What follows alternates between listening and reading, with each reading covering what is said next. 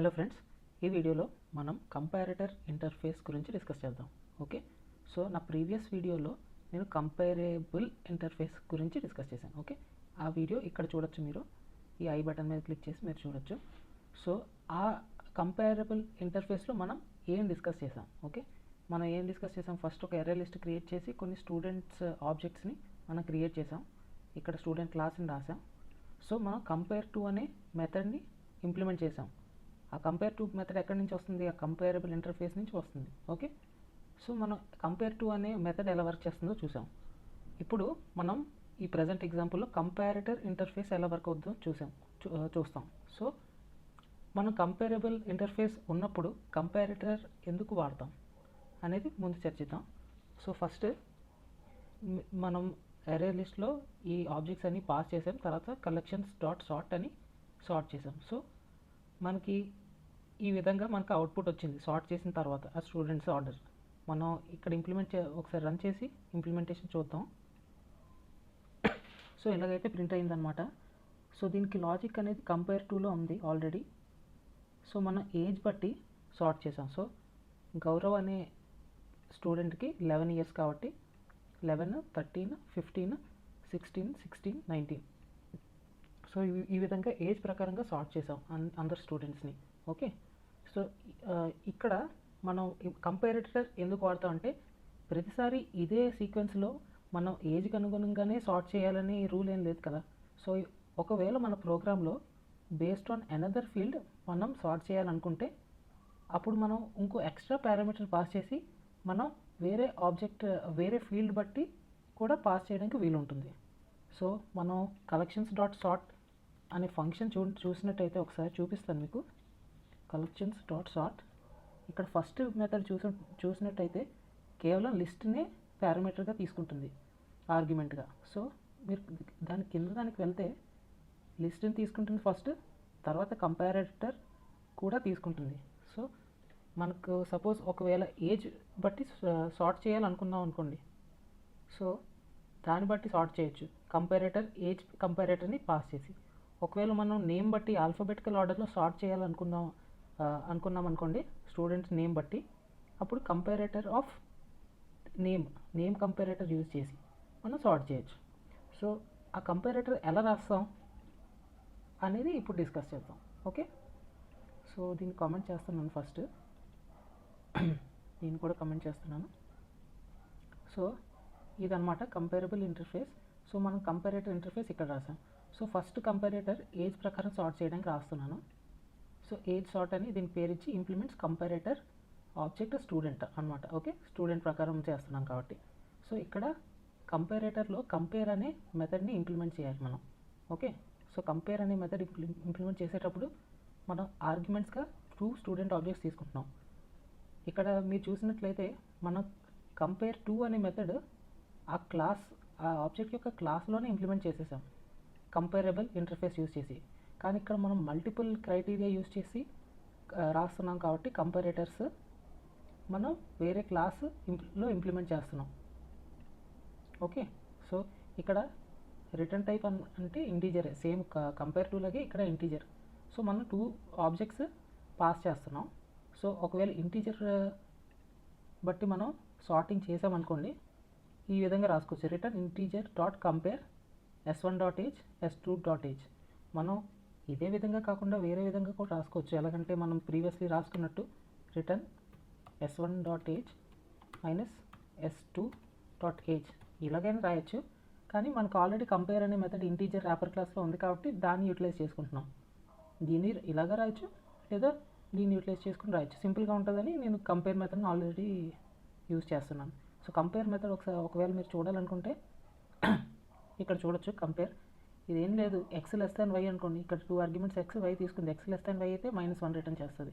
Same compare to object లాగే, compare to method లాగే -1. లేదా ఒకవేళ ఎక్స్ లెస్ దాన్ వై కాకపోతే, ఒకవేళ ఎక్స్ ఈక్వల్ టు వై అంటే 2 ఈక్వల్ అయితే 0, లేదంటే ఎక్స్ లెస్ దాన్ వై కాదు, ఎక్స్ ఈక్వల్ టు వై కూడా కాదు అంటే ఎక్స్ గ్రేటర్ దాన్ వై కదా. గ్రేటర్ దాన్ వై అన్నప్పుడు 1 రిటర్న్ చేస్తుంది. అలాగే స్ట్రింగ్ క్లాస్లో కూడా మనకి కంపేర్ టు అనే మెథడ్ ఉంటుంది. సో మనం స్ట్రింగ్ కంపేర్ చేసినప్పుడు ఈ మెథడ్ వాడుకోవచ్చు, కంపేర్ టు మెథడ్. ఇది కూడా ఆల్రెడీ మనకి కంపేరబుల్ ఇంటర్ఫేస్ యూస్ చేస్తుంది కాబట్టి మనకి మెథడ్ ఉంది స్ట్రింగ్లో. అలాగే స్ట్రింగ్లో కూడా కంపేర్ మెథడ్ కూడా ఉంది. కాకపోతే కంపేర్ మెథడ్ అనేది ఇక్కడ ఫైనల్గా కేస్ ఇన్సెన్సిటివ్ ఆర్డర్ అనే దాని లోపల ఉంది కంపేర్ అనే మెథడ్. మనకి జస్ట్ ఇమీడియట్గా స్ట్రింగ్ క్లాస్లో లేదు, కానీ దాని లోపల ఇంకో క్లాస్ ఉంది కేస్ ఇన్సెన్సిటివ్ కంపారేటర్ అని. ఆ క్లాస్ లోపల కంపేర్ అనే మెథడ్ ఉంది. సో మనకి ఫస్ట్ కేస్ సెన్సిటివ్ లేకుండా అన్నిటినీ లోవర్ కేస్ ఇలాగా లేదా అన్నిటినీ అప్పర్ కేస్ లాగా భావించి దాని తర్వాత సార్టింగ్ చేస్తుంది అనమాట. సో అలాగా స్ట్రింగ్ అయితే అలా సార్ట్ అవుతుంది. సో మనం ఒకవేళ ఏజ్ ప్రకారం సార్ట్ చేయాలనుకుంటే రిటర్న్ ఇంటీజర్ డాట్ కంపేర్ అని s1.age s2.age పాస్ చేయొచ్చు. నెక్స్ట్ నేమ్ బట్టి సార్ట్ చేయాలంటే మనం చూసినట్టు string dot case insensitive order dot compare ఈ విధంగా మనం రాయొచ్చు. Dot compare s1.name s2.name. Okay, so మనం ఇది ఎలా వర్క్ అవుతుందో చూద్దాం. సో దీన్ని అన్కమెంట్ చేస్తున్నాను. కలెక్షన్స్ డాట్ సార్ట్ పాస్ చేసిన తర్వాత ఫస్ట్ ఆర్గ్యుమెంట్ మనం లిస్ట్ ఇవ్వాలి. లిస్ట్ ఇచ్చిన తర్వాత ఏం చేయాలి, మనం ఈ రెండిట్లో ఏదో కంపారేటర్ పాస్ చేయొచ్చు. సపోజ్ నేను నేమ్ ప్రకారం సార్ట్ చేద్దాం అనుకుంటున్నాను. ఓకే, ఫస్ట్ న్యూ కీవర్డ్ వాడి నేమ్ సార్ట్ ఇచ్చాను నేను. ఓకే, నేను సేవ్ చేస్తున్నాను. మీరు ఇక్కడ చూసినట్లయితే ఫస్ట్ నేమ్ ప్రకారం సార్ట్ చేస్తే మనకు ఆల్ఫాబెటికల్ ఆర్డర్లో వస్తుంది కాబట్టి ఫస్ట్ గౌరవ్ వస్తుంది, తర్వాత మానస్, ప్రణయ్, తర్వాత శ్యామ్, సుశాంత్, సూర్య. ఓకే, ఈ విధంగా ప్రింట్ అవుతుంది అనమాట. చూద్దాం ఎలా ప్రింట్ అవుతుందో. సో ఫస్ట్ జీ కాబట్టి గౌరవ్, తర్వాత ఎం, తర్వాత పి, ఎంఎన్ఓపి, యుఆర్ఎస్, ఎస్తో శ్యామ్, సూర్య, సుశాంత్. ఓకే, ఈ విధంగా డిక్షనరీ ఆర్డర్లో ప్రింట్ అవుతుంది అనమాట. ఓకే, సో ఈ విధంగా మనం ఏదైతే నేమ్ సార్ట్ అయితే వాడాం.